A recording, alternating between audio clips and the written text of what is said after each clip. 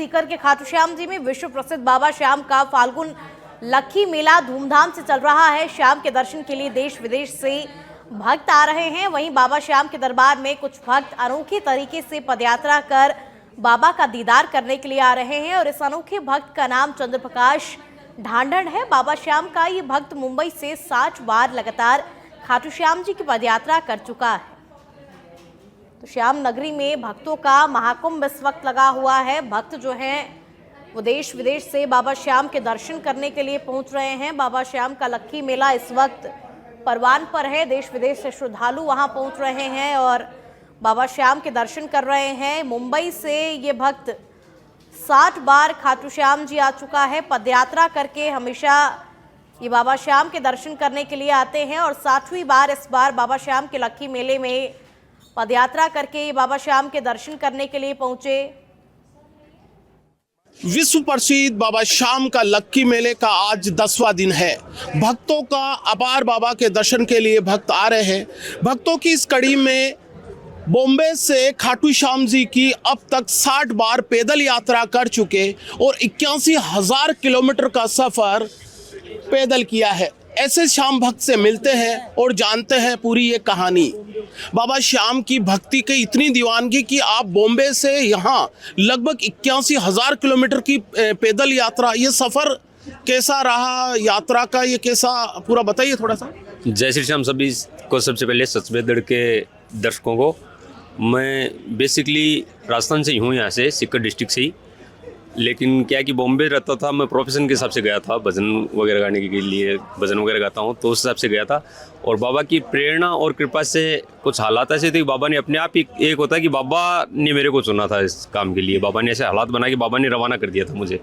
और बाबा की कृपा और बाबा की प्रेरणा से और श्याम भक्तों के आशीर्वाद से सब हो रहा है। ये बड़े साहब जो जितने श्याम भक्तों को प्रेरणा मान के जो 60वीं ये आपकी पदयात्रा का आज कल आपने निशान है बाबा को अर्पित किया है और हर बार देश की प्रदेश की खुशहाली की कामना करते हो।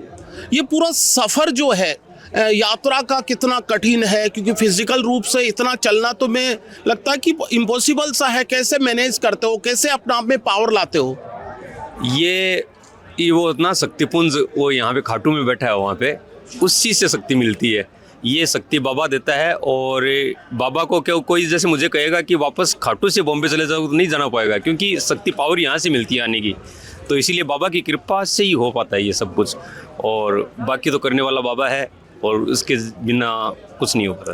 प्रसिद्ध मैं गायकी के तौर पर देखता हूँ क्योंकि बहुत बाबा खाटू श्याम जी के आपके बहुत सारे भजन हैं, वो भी वायरल हुए हैं सोशल मीडिया पर।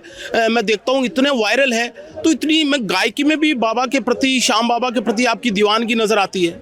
जी, मैं बाबा क्या कि जो मेरे भाव होते हैं, बाबा उनको शब्दों में पिरो लेता है और बाबा मुझसे थोड़ा बहुत लिखवा भी लेता है और बाबा ने कृपा कर रखी है कि उसको भजनों के रूप में प्रस्तुत भी कर देता हूँ। तो ये बस ठाकुर जी की कृपा से हो पाता है सर। इस बार के इस फाल्गुनी मेले को कैसे देखते हो? क्योंकि कल आप गए थे, बाबा के दीदार हुए, दर्शन हुए, पूरी व्यवस्था और मेले को कैसे देखते हो?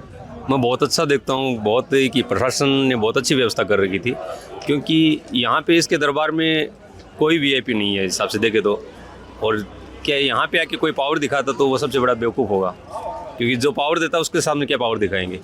तो जो कल की जो व्यवस्था है, जो अभी मेले की व्यवस्था, वो बहुत उत्कृष्ट है, बहुत अच्छी व्यवस्था है कि किसी को वीआईपी दर्शन नहीं, लगातार चलते रहते हैं। ये शेखावाटी क्षेत्र से संबंध रखने वाले श्याम भक्त और श्याम प्रेमी चंद्रप्रकाश ढांढन है, जो 81,000 किलोमीटर का सफर है और तमाम इन सफर को एक श्याम प्रेमी के रूप में भुनाते हैं और बहुत बड़े ये भजन गायक के तौर पर भी जाने जाते हैं। और साधारणतः इनका जो है बिना कोई वीआईपी मूवमेंट है, सीधे तरीके से लाइन में लग के या सीधे लोगों से, आम लोगों से ये लोग बाबा के प्रति है एक लोगों से जुड़ाव रखते हैं और एक अनोखा श्याम भक्त के तौर पर जान